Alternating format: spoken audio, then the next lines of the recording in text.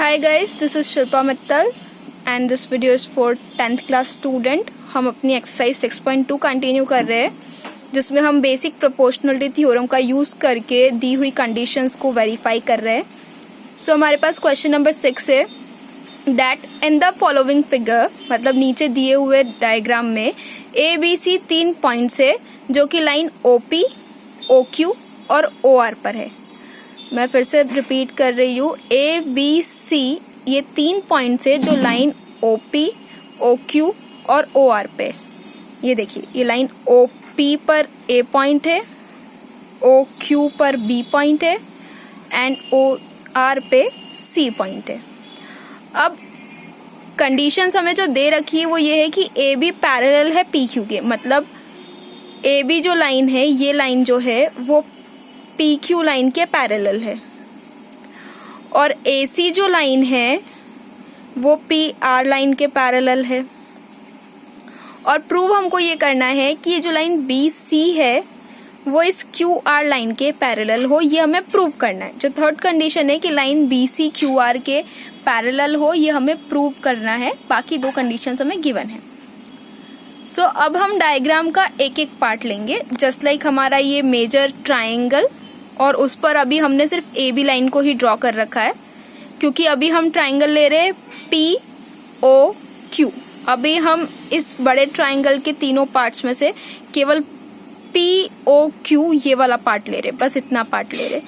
तो अगर हम इस ट्राइंगल को देखें तो उसके हिसाब से AB और PQ आपस में पैरेलल है, मतलब AB लाइन PQ लाइन के पैरेलल है। क्योंकि पैरेलल है तो हम यहाँ पर बेसिक प्रोपोर्शनलिटी थ्योरम लगा सकते हैं और बेसिक प्रोपोर्शनलिटी थ्योरम के अकॉर्डिंग OA अपॉन में AP is equals to OB upon में BQ।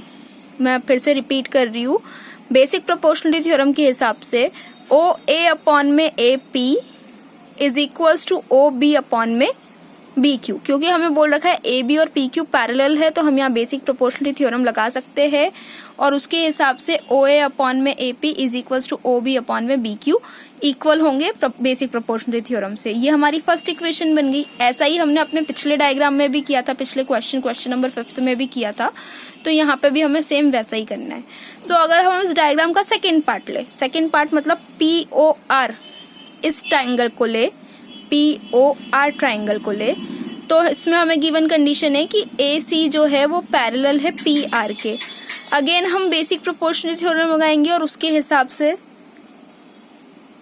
OA अपॉन में AP इक्वल्स टू होगा OC अपॉन में CR के।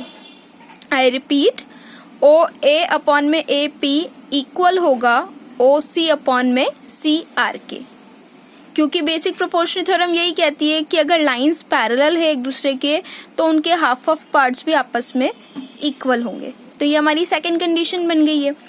अब अगर हम अपनी फर्स्ट और सेकंड कंडीशन को ध्यान से देखें तो हमें ये देखने को मिलता है कि जो LHS पार्ट है फर्स्ट कंडीशन का OA अपॉन में AP और जो LHS पार्ट है सेकंड कंडीशन का OA अपॉन में AP, ये दोनों इक्वल है, सेम है बिल्कुल।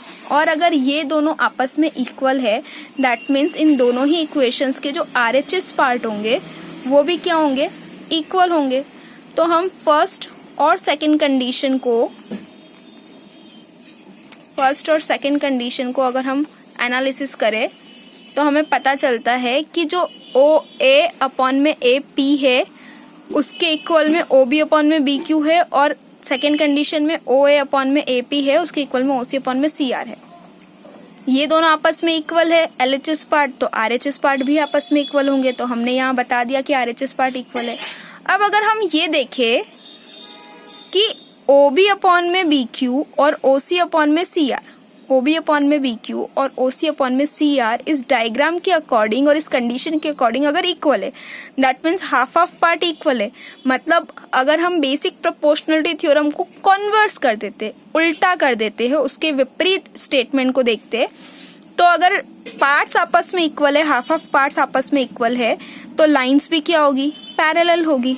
तो by converse of basic proportionality theorem, converse मतलब उल्टा, अगर हम बेसिक प्रोपोर्शनलिटी थ्योरम को रिवर्स कर दे, उल्टा कर दे, तो उस हिसाब से अगर हमारे पास हाफ ऑफ पार्ट्स इक्वल आ रहे हैं, दैट मीन्स जो लाइन्स है वो भी क्या होगी, पैरेलल। हमें यही प्रूव करना था कि BC पैरेलल है QR के, जो हमने प्रूव कर दिया है। यहाँ आपका क्वेश्चन फिनिश्ड होता है। क्वेश्चन नंबर 7, 8, 9 और 10, ये चारों भी आपको बेसिक प्रोपोर्शनलिटी थ्योरम से ही करने हैं।